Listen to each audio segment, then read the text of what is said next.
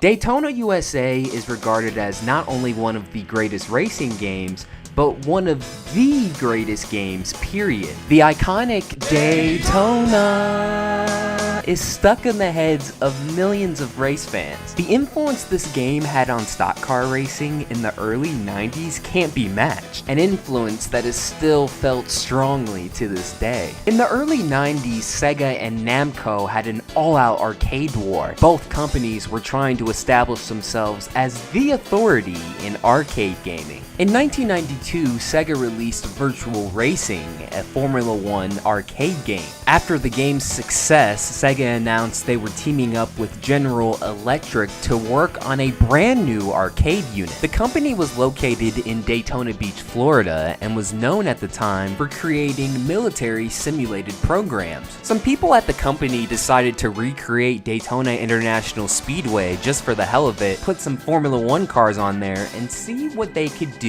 compared to Sega. Once they figured out a way to mass produce the new arcade unit at a much cheaper price, all they needed was a game to go with it. Considering that Virtual Racing was critically acclaimed and sold way better overseas compared to North America, both companies agreed the next game had to be based on American racing, and they found the perfect sanctioning body: NASCAR. It seemed like a no-brainer. No arcade games had really shown off the series up to that point, and those earlier tests and the company's location made it the perfect project to work on. The problem is Europeans preferred another version of Formula One's Virtual Racing. Concerned that a NASCAR licensed game wouldn't appeal to the masses out in Europe, Sega decided that it would be best to instead go for the Daytona license. Plus, not only would the Daytona name be more recognizable elsewhere, but just using that license meant all the other tracks and schemes wouldn't cost a ridiculous licensing fee, making it cheaper to produce. The Sega team did everything they could to know everything about NASCAR, going as far as purchasing tickets to the 1991 Daytona 500, and one of the team members watching Days of Thunder over 100 times. And finally, my personal favorite, the director walking the 2.5-mile super speedway entirely on foot. This was a very dedicated team trying to understand and create the greatest stock car arcade game. The first test runs of the game began in 1993 in different parts of Japan. It was viewed as very positive right away, and pretty soon they decided to push it out internationally, where instantly it became a fan favorite.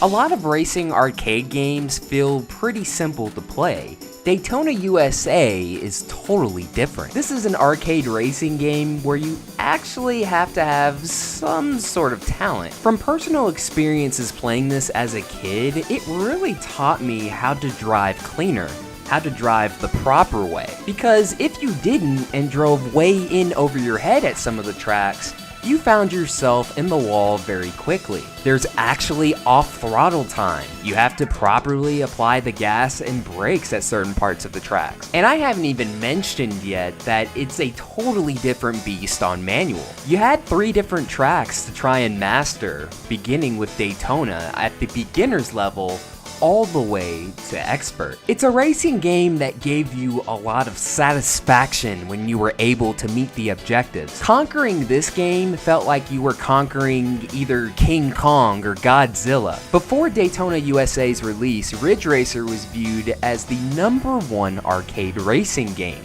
But after Daytona USA dropped, it quickly surpassed it to the #1 spot. This game was so dominant in the arcades worldwide that you barely saw the single-seater and stand-up machines. The least I saw was a 2-seater machine, but some arcades around the world would even go as far as to having 8 in one single arcade. You heard that right, an 8-seat Daytona USA machine. Or if you want to get technical with it, some people in the video gaming industry refer to it as an 8-seater cabinet. Having amazing gameplay is one thing. having something that will draw the player's attention to come and play the game is another. Every time you would walk by this game in the arcade, unless it was broken for some reason, you would always hear that iconic Daytona!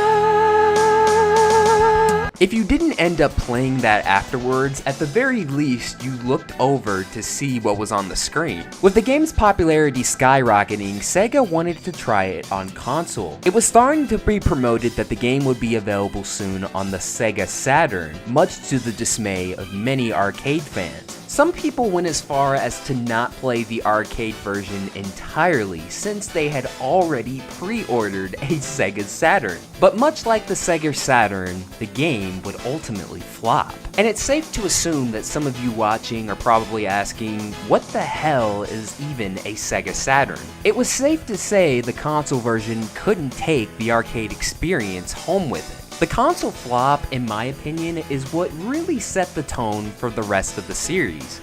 Oh yeah, in case you didn't know, there is a whole Daytona USA series. Daytona USA Deluxe, Sega Racing Classic, Daytona USA Championship Circuit Edition, Daytona USA 2 in the arcades, Daytona USA on the Xbox 360 and PS3, and finally Daytona Championship USA that was released in the arcades in 2017. None of these other releases mattered in the grand scheme of things. Much like most sequels, it was never going to top the original, and Daytona USA's original release in 1993 is an all-time classic. The impact it had on gaming and racing is still felt today. Any other arcade racing game played is immediately compared to Daytona USA to see where it stacks up. And in most cases, I find it to be a mismatch. That iconic Daytona is still stuck in the head of many gamers and fans today. And finally, Sega continues to pay homage to the iconic masterpiece, not only putting some old tracks in some newer racing games over the years, but putting the 41 car, which is an official Sega character named Comet, in some other releases. Why Storthouse Racing has not done a 41 throwback scheme to this yet, I have no clue. If you're ever in an arcade and walk by that classic Daytona, simply just stop, put in a few quarters, and get to playing. You won't regret it. And once again, that'll do it for another video.